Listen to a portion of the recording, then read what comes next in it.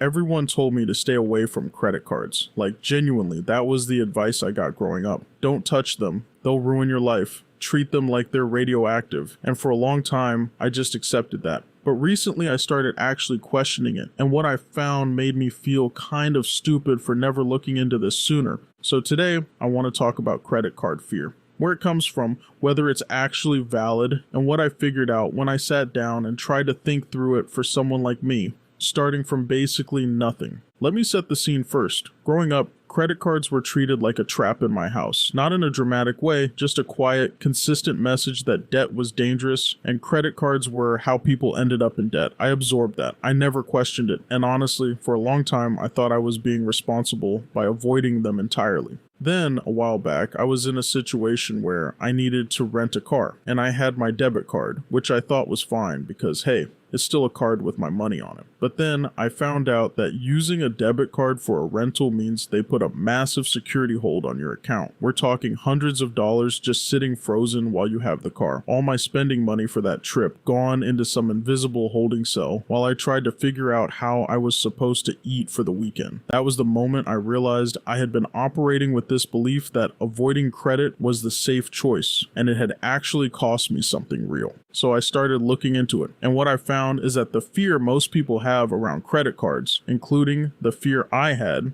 is built on some stuff that's kind of real, but also kind of distorted. The basic idea that most people learn from the stay away from credit crowd goes something like this. Credit cards charge you interest. If you carry a balance, you owe more than you spent.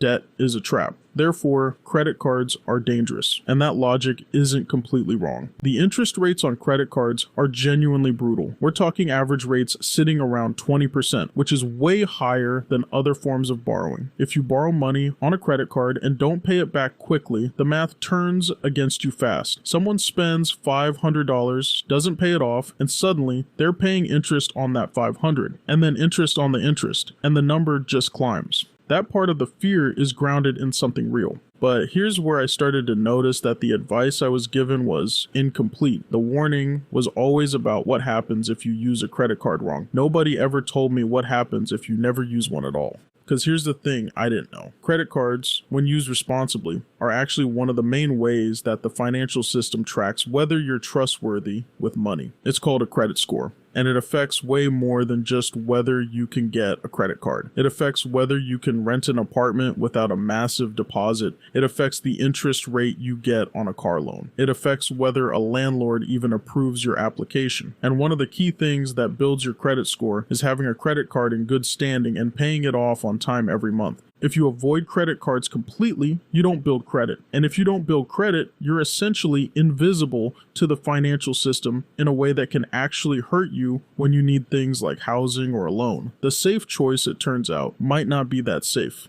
This was genuinely surprising to me because I thought I was protecting myself by staying away from credit, but I was also quietly making it harder for future me to access basic financial tools. My first reaction to all of this was honestly a little frustrating, not at myself exactly, but at the way this information was never presented to me. Like, someone could have told me this when I was 18. They could have said, look, credit cards have real risks if you misuse them, but here's how they work, and here's how to use one without destroying yourself financially. Nobody said that. It was just stay away, full stop. And I followed that advice without understanding what I was actually doing. And now I'm sitting here trying to figure out credit scores and credit history and the difference between available credit and the balance I'm carrying. All of this stuff that feels like it should have been explained years ago. The advice I got wasn't evil. I think the people who gave it to me genuinely believed avoiding credit cards was the right call, but the advice was incomplete, and incomplete advice has consequences. Now here's where it gets complicated for me personally, because my situation is pretty specific. I'm starting from nearly nothing. I don't have a ton of disposable income. I don't have savings cushioning me. So when I think about using a credit card responsibly, I have to be really honest about what that looks like at my income level. The standard advice you hear is just pay off your balance in full every month and you'll be fine. And that's genuinely true. If you pay off the full balance every month, you never pay interest. You get the benefits of having a credit card, things like building credit history, having fraud protection that debit cards don't really offer the same way, and sometimes earning cash back or rewards on stuff you were already going to buy. All of that sounds great, but the instruction assumes something. It assumes you have enough money in your account to pay off the full balance every month. When you're living close to the financial edge, the risk isn't that you'll go on some wild spending spree with a credit card. The risk is more subtle than that. It's that some unexpected expense hits, you put it on the card because you have no other option. And then at the end of the month, you can't pay the full balance. So you pay the minimum, and the rest stays on the card and starts collecting that brutal 20% interest. And then next month, something else comes up, and suddenly, you're carrying a balance that's slowly growing and costing you more money than the original expense. That cycle is real. That's not fear-mongering, that's just how compound interest works when it's working against you. And for someone without a financial buffer, the margin for error is small. One bad month can create a situation that takes much longer than 1 month to recover from. So I had to sit with this tension for a while. On one hand, avoiding credit cards entirely means I'm not building credit, and that hurts me in ways I didn't fully understand before. On the other hand, using a credit card when you're financially tight carries real risk if anything goes sideways. Neither path is perfectly safe when you're starting from almost nothing. Here's the thing I landed on after thinking through this for a while. The credit card itself is not the problem. The problem is using credit to extend your spending beyond what you actually have. If I use a credit card to buy something I would have bought anyway, something that fits within what I could pay for in cash, and then I pay off that balance immediately, or at the end of the month I get the benefits without creating new debt. The card becomes a tool for building credit history and having better consumer protections, not a way to spend money I don't have. But if I use a credit card to buy something I couldn't afford in the first place, now I'm in a different situation. Now I'm borrowing money at 20% interest, and that's when the fear that was baked into my childhood starts to make a lot of sense. The advice I grew up with wasn't wrong about the danger, it was wrong about the cause. The danger isn't the credit card itself. The danger is using credit as a substitute for income you don't have. And that's a really different lesson than just stay away from credit forever. There's also something I learned about the fear itself that I want to name, because I think it's relevant for a lot of people watching this. A big chunk of credit card fear, at least for people who grew up around financial stress, comes from watching people you love get hurt by debt. Maybe family members had credit card debt spiral out of control. Maybe you saw someone lose sleep over a balance they couldn't pay down. That kind of thing sticks with you. It creates a very emotionally charged association with the word debt or credit card, and that emotion can feel like wisdom, even when it's actually just fear. I'm not saying the emotion is wrong. Watching people struggle with debt is genuinely informative, but there's a difference between being scared of debt and understanding debt. The fear kept me from even learning how credit cards work, and that ignorance, ironically, left me more vulnerable than I realized, not less. So what am I actually doing with all of this information now? I'm not rushing out to get 5 credit cards and start maximizing rewards points. That's not where I am, but I am seriously considering getting one basic credit card, something with no annual fee, and using it for a small recurring expense I already pay for anyway, like a streaming subscription or groceries, something I know my budget covers, and then paying it off every single month without fail. That's the plan. One card, small predictable charges, full payoff each month, no balance carried over.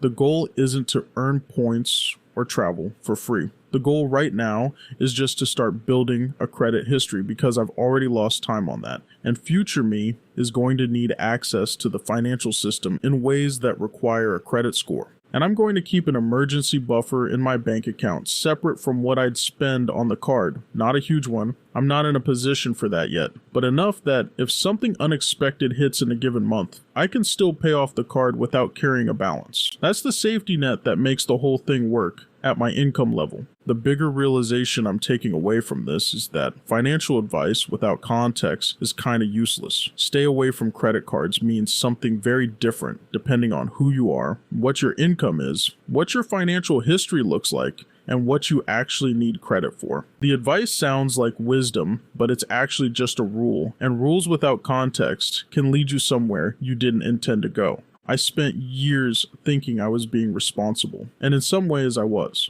but I was also just afraid, and I was calling that fear responsibility without actually understanding what I was doing or why. That gap between fear and understanding is exactly what this channel is about for me, because there's so much financial advice out there that sounds sensible on the surface, and a lot of it probably is, but when you try to apply it to a life that doesn't start with privilege or savings or someone who already explained how money works, things get way more complicated. I'm still figuring this out. I'm not standing here telling you I have the answers, but I'm trying to actually understand the questions, which is more than I was doing a year ago. The next thing I want to dig into is something I keep hearing about, but I've never fully understood. The idea that you're supposed to invest money even when you have debt. Like people say, put money in a retirement account, even if you're paying off loans. And I genuinely cannot figure out if that makes mathematical sense or if it's just something people repeat because they heard it from someone who heard it from someone else. So that's what's coming next, and I'm curious to actually work through the logic on that one because my gut reaction is that it sounds kind of backwards. If this kind of thinking out loud about money stuff is something you want to see more of, stick around. I'm learning in real time and sharing what I figure out, which I know isn't the same as expert advice, but it might be closer to honest than a lot of what's out there.